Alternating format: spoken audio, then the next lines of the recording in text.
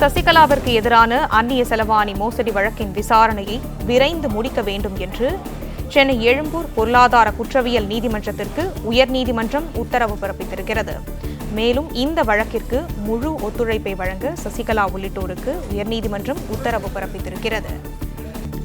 சசிகலாவிற்கு எதிரான அந்நிய செலாவணி மோசடி வழக்கின் விசாரணையை விரைந்து முடிக்க வேண்டும் என்றும் சென்னை எழும்பூர் பொருளாதார குற்றவியல் நீதிமன்றத்திற்கு உயர்நீதிமன்றம் உத்தரவை பிறப்பித்திருக்கிறது.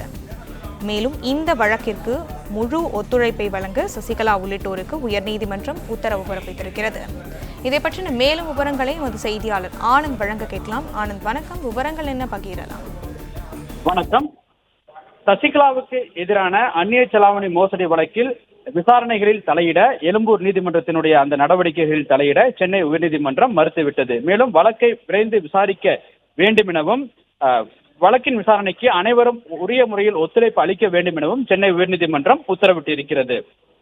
ஜேஜே டிவிக்கு வெளிநாடுகளில் இருந்து உபகரணங்கள் வாங்கியதில் மோசடி செய்ததாக அந்நிய செலாவணி மோசடி சட்டத்தின் கீழ் கடந்த 1996 அமலாக்கத்துறை வழக்கு பதிவு செய்தது. இந்த வழக்கு சென்னை எழும்பூர் பொருளாதார குற்ற வழக்குகள் விசாரிக்கும் சிறப்பு நீதிமன்றத்தில் நிலுவையில் இருந்து வருகிறது. இந்த நிலையில் இந்த வழக்கின் குற்றச்சாட்டுகளின் பட்டியலில் முதல் எதிரியாக ஜேஜே தொலைக்காட்சியும், இரண்டாவது எதிரியாக தொலைக்காட்சி நிர்வாக இயக்குனர் பாஸ்கரன், மூன்றாவது எதிரியாக தொலைக்காட்சியின் தலைவர் மற்றும் இயக்குனர் வி.கே. சசிகலா எனவும் கூறப்பட்டிருந்தது. இந்த நிலையில் எதிரிகள் பட்டியலில் தனது பெயரை முதல் எதிரியாக மாற்றியதை எதிர்த்து சசிகலா தாக்கல் செய்த மனுவை விசாரித்த நீதிபதி S.M. சுப்பிரமணியம் ஜோதிராமன் அமர்வு வழக்கு பட்டியலில் முதல் எதிரியாக மாற்றியதில் விசாரணையில் எந்த பாதிப்பும் இல்லை எனவும் சசிகலாவின் இந்த மனுவை தள்ளுபடி செய்வதாகவும் உத்தரவிட்டனர். மேலும் எழும்பூர் பொருளாதார குற்ற வழக்குகளுக்கான இந்த நீதிமன்றத்தின் நிலுவையில் உள்ள அந்த வழக்கின் விசாரணைகளுக்கு தடை விதிக்க முடியாது என தெரிவித்த நீதிபதி வழக்கை விரைந்து விசாரிக்க வேண்டும் எனவும்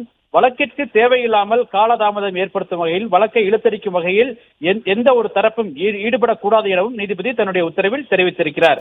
மேலும் வழக்கை விரைந்து விசாரித்து உத்தரவை பிறப்பிப்பதற்கான அனைத்து நடவடிக்கைகளையும் எழும்பூர் நீதிமன்றம் மேற்கொள்ள வேண்டும் எனவும் தெரிவித்த நீதிபதி சசிகலா தொடர்ந்த அந்த வழக்கை தள்ளுபடி செய்து உத்தரவிட்டிருக்கின்றார்.